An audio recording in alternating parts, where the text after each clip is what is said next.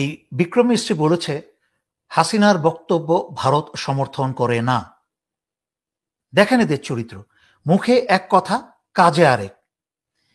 একটা দেশের পলাতক কোনো রাজনৈতিক ব্যক্তিকে যেই দেশে জায়গা দেয় সেই দেশে বসে ওই রাজনৈতিক ব্যক্তির, পলাতক রাজনৈতিক ব্যক্তির কোনো বক্তব্য রাখার আন্তর্জাতিক আইনে নিষেধ। এটাই আমরা বিক্রম সিকরির মতো ভারতের যে পররাষ্ট্র সচিব, তিনি ভারতের পার্লামেন্টারি কমিটিকে এই কথাগুলো বলছেন যে তোমরা এইভাবেই চিন্তা করতে পারো। মুখে মিষ্টি মিষ্টি কথা বলেছে, আসল উদ্দেশ্য ওইটাই যে আমি ঢাকাকে বলে দিয়ে এসছি যে এই যে সমস্ত অপ্রীতিকর ঘটনাগুলো বাংলাদেশে ঘটেছে সেটা যেন আর না ঘটে।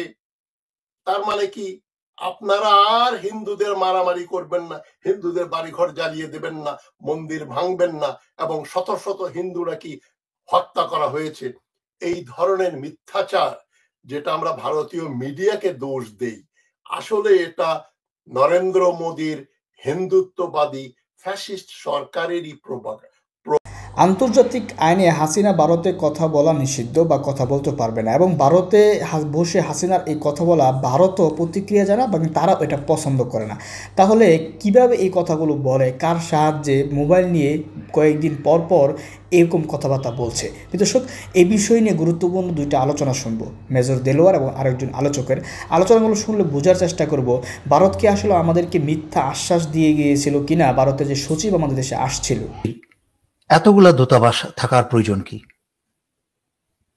যেহেতু ভারত বাংলাদেশের একটা প্রমাণিত শত্রু, সেই জন্য এক ঢাকায় ভারতের একটি দূতাবাসই যথেষ্ট।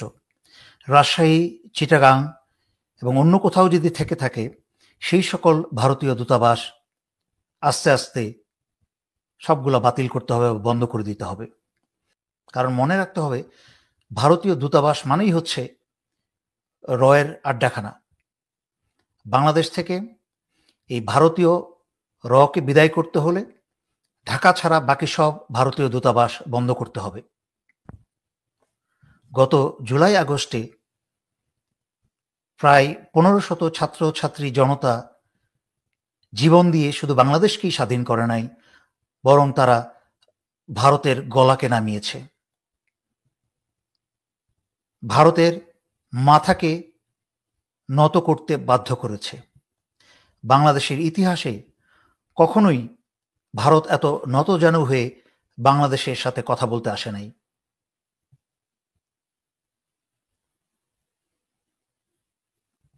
ইদানিং ভারতের পররাষ্ট্র সচিব বিক্রম মিস্ত্রি বাংলাদেশ ভ্রমণ করে গেছে। বাংলাদেশে কি আলোচনা হয়েছে কি না হয়েছে তা বাংলাদেশের জনগণ জানেন, এবং বাংলাদেশের মাঝখানে এটা একটা বড় ঘটনা ছিল না, মোটেই কোনো বড় ঘটনা ছিল না। বাংলাদেশের মানুষ, এমনকি বাংলাদেশের বর্তমান যে সরকার, সেই সরকারের মাঝখানেও কোনো আহামরি কোনো নড়াচড়া দেখা যায়নি বা তেমন একটা আগ্রহ দেখা যায়নি ভারতের কোনো প্রতিনিধি বাংলাদেশে ভ্রমণ করতে আসছে বলে। কিন্তু বিক্রম মিস্ত্রি বাংলাদেশ ভ্রমণ শেষে ভারতে যাওয়ার পরে ভারতে যেন তাদের ঈদের আনন্দ বইছে। বিক্রম মিস্ত্রিকে ভারতীয় সংসদীয় কমিটির শশী থারুরের মতো শক্তিশালী একজন এমপি তাকে প্রশ্ন করে, তার দলবল সহকারে বিভিন্ন প্রশ্ন করেছে, এবং বাংলাদেশে কি কি আলোচনা হয়েছে তাদের জন্য একটা বিরাট গুরুত্বপূর্ণ এবং একটা আনন্দের বিষয়। এবং পরবর্তীতে শশী থারুর বা তার কমিটি পুরা পার্লামেন্টকে সেটা নিয়ে ব্রিফ করে। এটা ভারতের জন্য একটা এতটাই বিশাল একটা সংবাদ বা বিষয়, তাতেই বোঝা যায় বাংলাদেশ ভারতের জন্য কতটা গুরুত্বপূর্ণ এবং বাংলাদেশকে হারিয়ে ভারত কতটাই দুশ্চিন্তাগ্রস্ত। এটা শুধু সম্ভব হয়েছে এই 1500 ছাত্রছাত্রী জনতার জীবনদানে এবং বর্তমানে প্রধান উপদেষ্টা প্রফেসর ইউনূস পরিচালিত যে সরকার, তাদের কারণেই সম্ভব হয়েছে। তাই আমি বিএনপিকে বলবো, আপনারা লাফালাফি বন্ধ করে আবার ভাঙনের সুর না তুলে আপনারা একটু পিছনের চেয়ারে গিয়ে বসেন। ক্ষমতায় পাগল হওয়ার সময় এখন নয়। এখন জাতিকে ঐক্যবদ্ধ থাকতে হবে। এই জাতির একতার কারণেই কিন্তু ভারতকে সামনে রাখা যাচ্ছে এবং ভারতের সামনে মাথা উঁচু করে সম্মানের সাথে দেশের স্বাধীনতা সার্বভৌমত্ব অটুট রেখে ভারতের সাথে কথা বলা যাচ্ছে। নয়তো এই 53টা বছর বাংলাদেশ সবসময় ভারতের কাছে হুজুর হুজুর করে এসেছে। আগামীতে আমরা পচে যাওয়া নষ্ট হওয়া বুড়াদোড়া রাজনীতিবিদদেরকে আর আমরা চাই না। আমরা চাই নতুন প্রজন্মের দেশপ্রেমে ভরা রক্ত গরম এই নতুন প্রজন্মের ছেলেমেয়েরা এই দেশকে এগিয়ে নিয়ে যাক। এই বিক্রম মিস্ত্রি বলেছে হাসিনার বক্তব্য ভারত সমর্থন করে না। দেখেন এদের চরিত্র, মুখে এক কথা কাজে আরেক। একটা দেশের পলাতক কোনো রাজনৈতিক ব্যক্তিকে যেই দেশে জায়গা দেয় সেই দেশে বসে ওই রাজনৈতিক ব্যক্তির পলাতক রাজনৈতিক ব্যক্তির কোনো বক্তব্য রাখার আন্তর্জাতিক আইনে নিষেধ, আইন নেই। তারা সেখানে হাসিনার মুখ বন্ধ না করে তারা উল্টা বক্তব্য দিচ্ছে যে হাসিনার বক্তব্যকে তারা সমর্থন করে না। আমাদের প্রশ্ন হচ্ছে হাসিনা বক্তব্য দিচ্ছে কি করে? সেখানেই তো ভারত আন্তর্জাতিক অপরাধ করছে। তাই বাংলাদেশের সাথে ভবিষ্যতে কোনো আলোচনায় বসার আগে নিশ্চিত করতে হবে ভারতে বসে হাসিনা যেন কোনো মিডিয়াতে কোথাও কোনো বক্তব্য না রাখতে পারে, সেই নিশ্চয়তা ভারতকে দিয়ে তারপরে বাংলাদেশে আসতে হবে বাংলাদেশের সাথে কোনো আলোচনা করতে। মুখে ভারত অনেক নতজানু হয়ে অনেক ভদ্রভাবে অনেক কথাই বলছে। মনে রাখতে হবে এই চাণক্য নীতির ভারত কখনোই সভ্য হবে না। এরা সারা জীবন অসভ্য ছিল, এরা অসভ্যই থেকে যাবে। যতদিন পর্যন্ত মোগলরা শাসন করেছে এই ভারত ছিল সভ্য উন্নত এক জাতি। যখনই মোগলদের পরে এই হিন্দুত্ববাদ ভারতের ক্ষমতা দখল করেছে, ভারত দিনে দিনে ফকির হচ্ছে এবং অসভ্য হচ্ছে। তার একটা উদাহরণ দেখুন।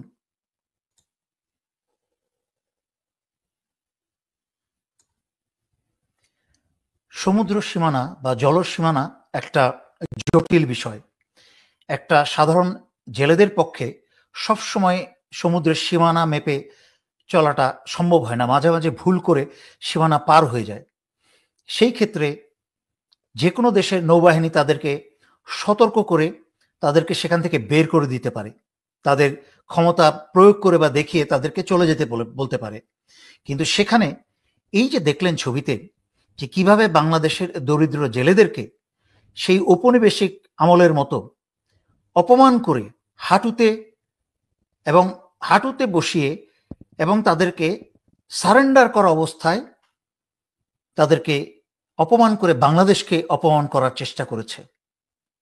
তাদের হাতে কিন্তু কোনো অস্ত্রশস্ত্র ছিল না, এমন একটা ভাব ছবিতে যেন তাদেরকে নিরস্ত্র করা হয়েছে।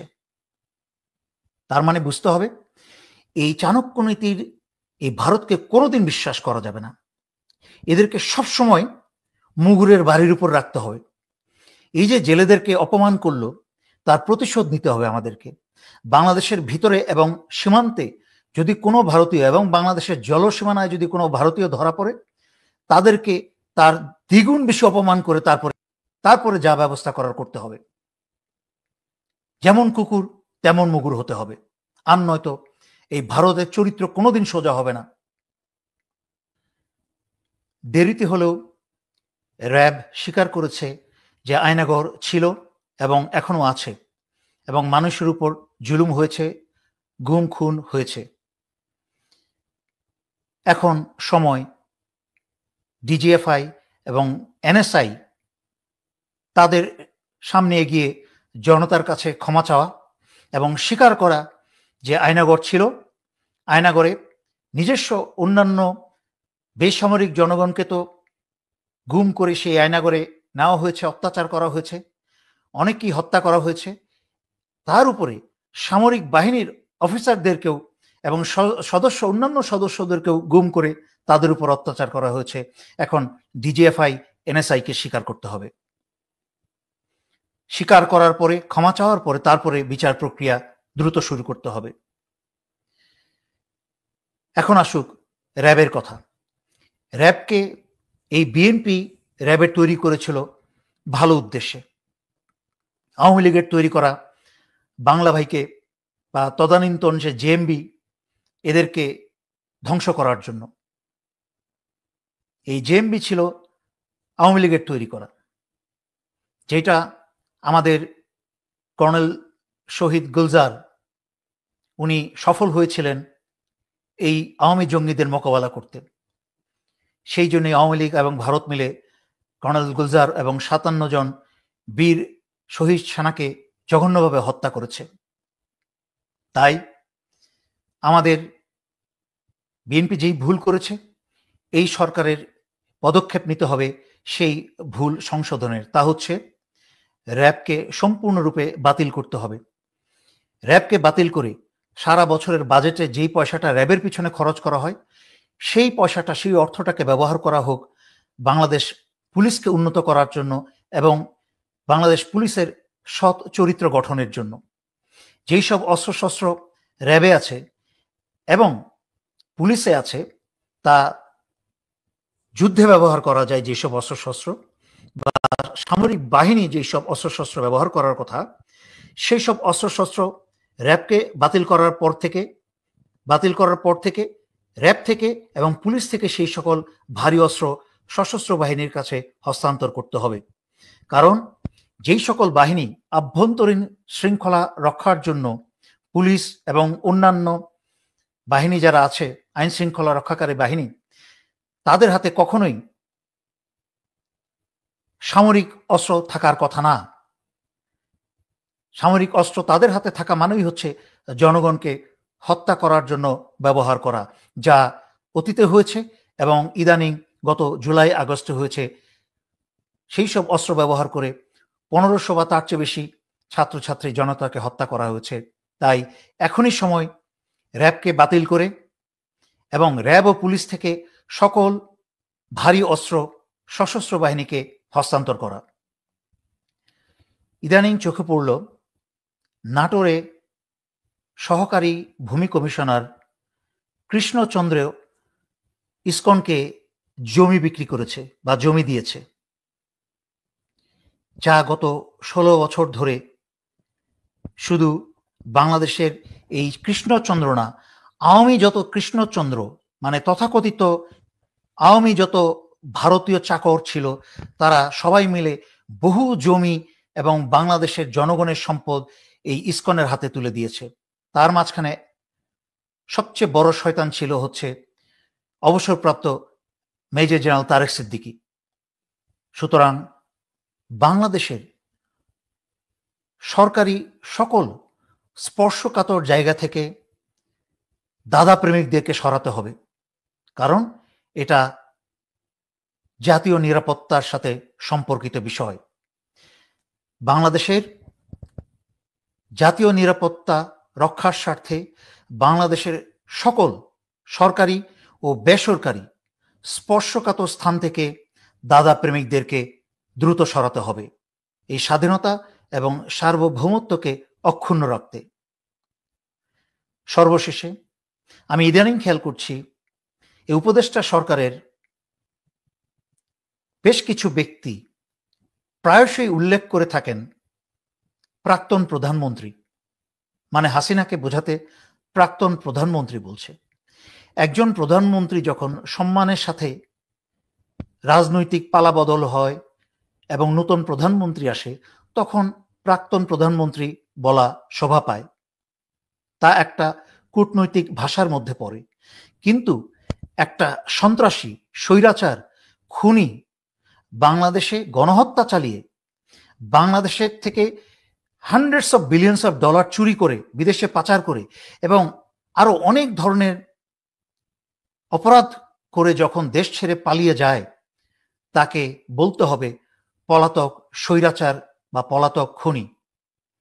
তাকে যে আগ বাড়িয়ে চোরকে এবং খুনিকে সম্মান দেখাতে গিয়ে যে প্রাক্তন প্রধানমন্ত্রী বলবে, বুঝে নিতে হবে সে আওয়ামী লীগ এবং হাসিনার ও ভারতের বেনিফিশিয়ারি বা আওয়ামী লীগ, হাসিনা ও ভারতের সুবিধাপ্রাপ্ত ব্যক্তি। আমরা রক্তের বিনিময়ে যে বাংলাদেশের স্বাধীনতা আমরা আবার পেয়েছি, সেই বাংলাদেশে ভারতীয় ও আওয়ামী আর কোনো সুবিধাবাদীকে স্থান দেওয়া যাবে না। সুতরাং চলুন সমগ্র বাংলাদেশী আমরা একতাবদ্ধ থাকি, একতাবদ্ধ থেকে এই ভারতকে, বাংলাদেশের চিরশত্রুকে প্রতিদিন এবং প্রতি মুহূর্তে মোকাবেলা করতে হবে। আমি বহুবার বলেছি আগে, স্বাধীনতা রক্ষা একটা দৈনন্দিন চর্চার বিষয়। এই চর্চা করতে যখন ভুলে যাবেন, তখন স্বাধীনতা আস্তে আস্তে হারিয়ে যাবে। চলুন আমরা সবাই কথা বলবো।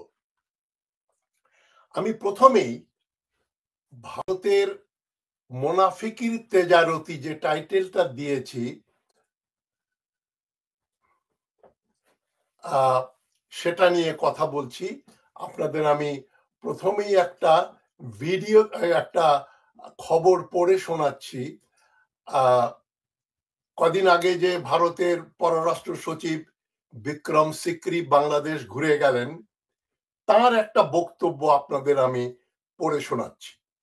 এটা ঢাকা ট্রিবিউন পত্রিকাতে এসছে, যে মিস্ত্রি বলছেন, বিক্রম মিস্ত্রি বলছেন, India doesn't endorse Hasina's criticism of Bangladesh interim government.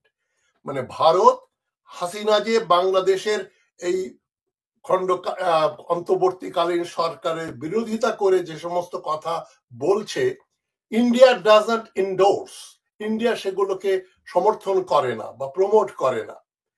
Delhi's ties with Dhaka transcend political parties or governments, Vikram Misri tells parliamentary body.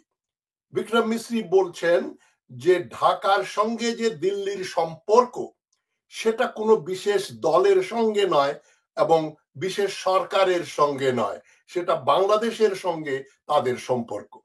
কিন্তু যারা জানেন তারা খুব ভালোভাবেই জানেন, ভারত গত 53 বছর যাবৎ বাংলাদেশের সঙ্গে ভালো সম্পর্ক রেখেছে কেবলমাত্র আওয়ামী লীগ যখন ক্ষমতায়। আওয়ামী লীগ ক্ষমতা হারা হলেই ভারত বাংলাদেশের বিরুদ্ধাচরণ শুরু করে দেয়। আর আওয়ামী লীগ ক্ষমতায় থাকলে তারা যতদূর পারে ভারতপন্থী আওয়ামী লীগকে নিয়ে বাংলাদেশকে শোষণ করে। এই হচ্ছে আমাদের 53 বছরের ইতিহাস ভারত বাংলা সম্পর্কের। এবং বিক্রম সিকরি আরো বলেছেন যে Bangladesh remains India's largest partner in south Asia. দক্ষিণ এশিয়ায় বাংলাদেশ হলো ভারতের সবচাইতে বড় সহযোগী, পার্টনার। নিশ্চয়ই যে পরিমাণ লুটপাট বাংলাদেশ করতে দিয়েছে, বিশেষ করে হাসিনার শাসন আমলে, এই 15 বছর এবং আগের 5 বছর 20 বছর যে পরিমাণ লুণ্ঠন করতে দিয়েছে বাংলাদেশ, তাতে তো এটা বলাই স্বাভাবিক। এটা বুঝতেই পারছেন আপনারা। তো বিক্রম সিকরির এই বক্তব্যটা কি মিন করে? তিনি আরো বলছেন, পার্লামেন্টারি স্ট্যান্ডিং কমিটিকে বলছেন যে শেখ হাসিনা যে সমস্ত স্টেটমেন্ট ইস্যু করছেন সেগুলো ভারত সমর্থন করে না, এবং ভারতের আশ্রয়ে থাকা হাসিনা যে বক্তব্যগুলো দেন সে সম্পর্কে বিক্রম সিকরি বলেছেন, as a pin prick in India Bangladesh relations, Bangladesh এবং ভারতের যে সম্পর্ক সেটাকে খুঁচিয়ে, পিন দিয়ে খুঁচিয়ে যেভাবে একটা বেলুন ফুটিয়ে দেওয়া যায়, ফাটিয়ে দেওয়া যায়, ঠিক একই কাজ হাসিনা করছেন। মানে হাসিনার কথাবার্তা বাংলাদেশের সঙ্গে ভারতের সম্পর্কের অবনতির দিকে নিয়ে যাচ্ছে। সুতরাং তিনি বলছেন যে বাংলাদেশ ভারত সম্পর্ক হাসিনার বক্তব্যের জন্য ভালো না হয়ে আরো খারাপ হচ্ছে। খুবই সত্যি কথা বলেছেন, কিন্তু এটা কি ভারতের মনের কথা?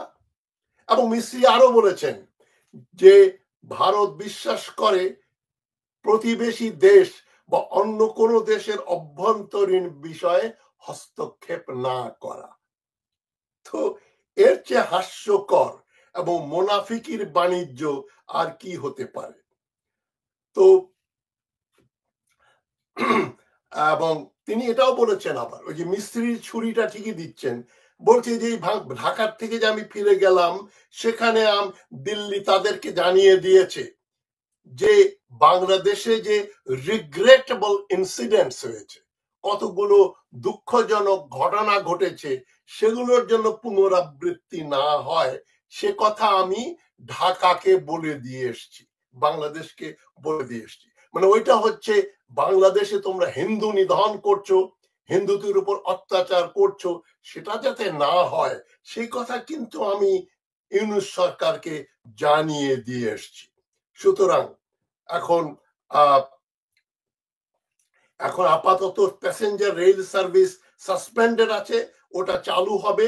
মানে বাংলাদেশের সঙ্গে তাদের মূল উদ্দেশ্য, মূল স্বার্থ হচ্ছে ট্রানজিটটা বহাল করার জন্য তারা মরিয়া।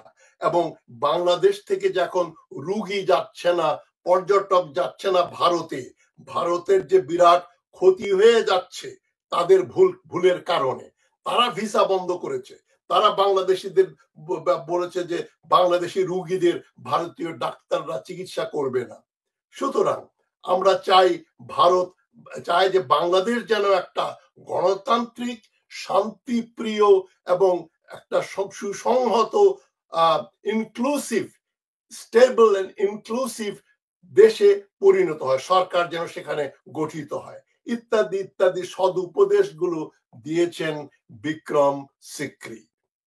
The Indian Foreign Secretary also noted that the issue of reviewing bilateral treaties had not come up in his discussions with Yunus. এটা আমাদের জন্য একটা ভালো সংবাদ যে বাংলাদেশের সঙ্গে ভারতের যে দ্বিপাক্ষিক সম্পর্ক সেটা রেস্টোর করার জন্য, সেটা উন্নত করার জন্য ডক্টর ইউনূসের সঙ্গে সিক্রির কোনো কথা হয় নাই, মানে ডক্টর ইউনূস এন্টারটেইন করেন নাই। এখন বিনা এই যে বিক্রম মিশ্রির কথায় কি হচ্ছে প্রমাণিত হচ্ছে যে ভারত একটা মোনাফিকের দেশ, মানে তার সরকারগুলো অ্যাটলিস্ট মোনাফিক, তারা মুখে এক কথা বলে আর যত অন্য কাজ করে। মোনাফিকের যে নিদর্শন সেটা কি? তারা মিথ্যা কথা বলবে, ওয়াদা খেলাফ করবে, একটা প্রতিজ্ঞা করে ওয়াদা করে সেটা পালন করবে না, আর মুখে যেটা বলবে কার্যত তার বিপরীতটা করবে। এটাই আমরা বিক্রম সিক্রির মতো ভারতের যে পররাষ্ট্র সচিব, তিনি ভারতের পার্লামেন্টারি কমিটিকে এই কথাগুলো বলছেন যে তোমরা এইভাবেই চিন্তা করতে পারো। মুখে মিষ্টি মিষ্টি কথা বলেছে, আসল উদ্দেশ্য ওইটাই যে আমি ঢাকাকে বলে দিয়ে এসছি যে এই যে সমস্ত অপ্রীতিকর ঘটনাগুলো বাংলাদেশে ঘটেছে সেটা যেন আর না ঘটে।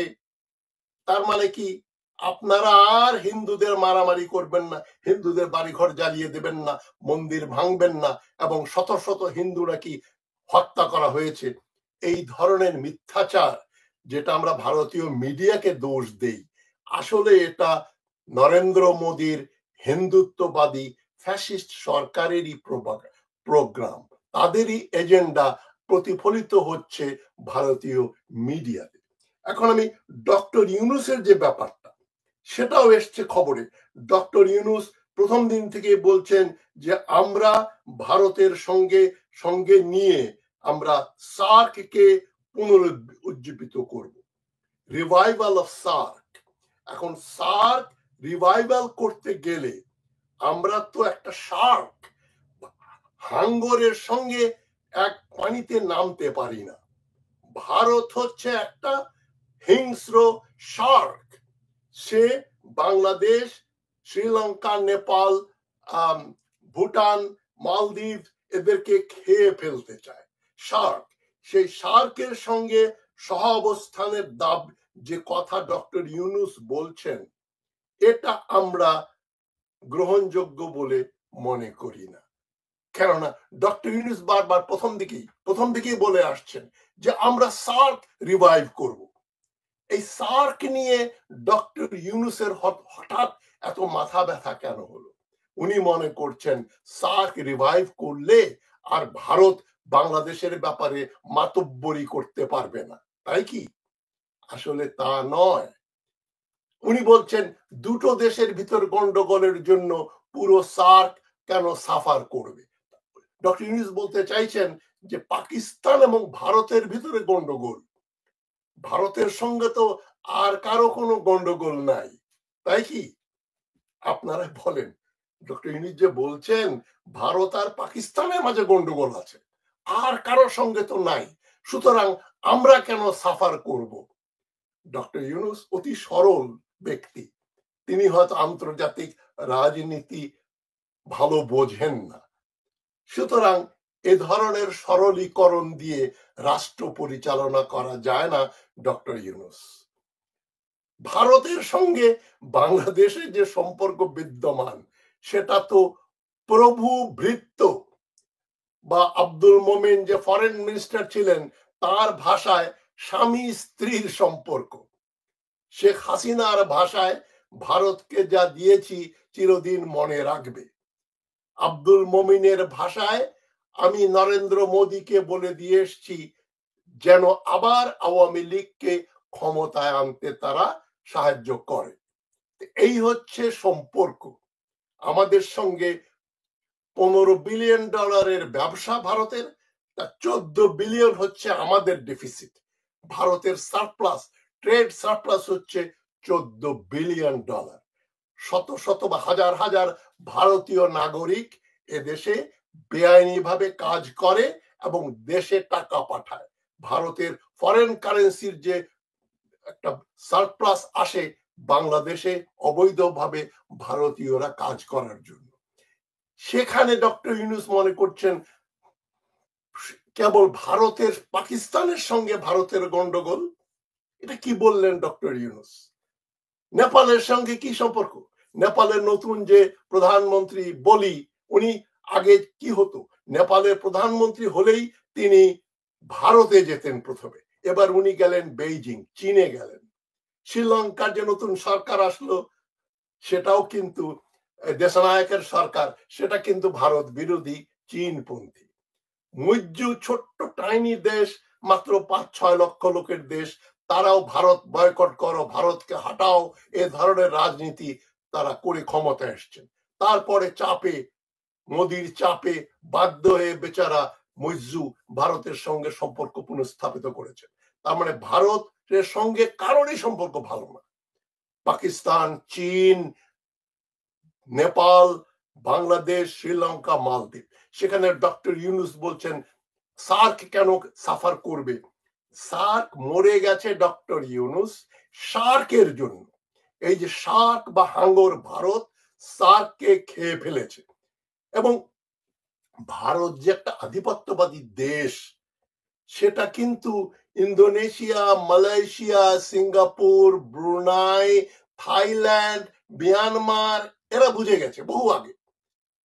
আপনারা জানেন 1967 সালে আসিয়ান মানে association of south east Asian Nations, দক্ষিণ পূর্ব এশিয়ার দেশগুলোর একটা অ্যাসোসিয়েশন হয়েছে 1967 সালে। ভারত সেটাতে যোগদান করতে চেয়েছিল, কেন ভারতের এই যে মিজোরাম, মণিপুর এগুলো তো দক্ষিণ পূর্ব এশিয়ার অংশ, তারা সেখানে মেম্বার হতে চেয়েছিল দক্ষিণ পূর্ব এশিয়ার এই সংগঠনে। আসিয়ান কিন্তু ভারতকে নেয় নাই। ওরে বাবা রে বাবা, ভারতের যে ট্র্যাক রেকর্ড, ভারত নিলে গন্ডগোল লাগাবে। আসিয়ানের ভিতরে কিন্তু খুবই সুসম্পর্ক বিরাজমান।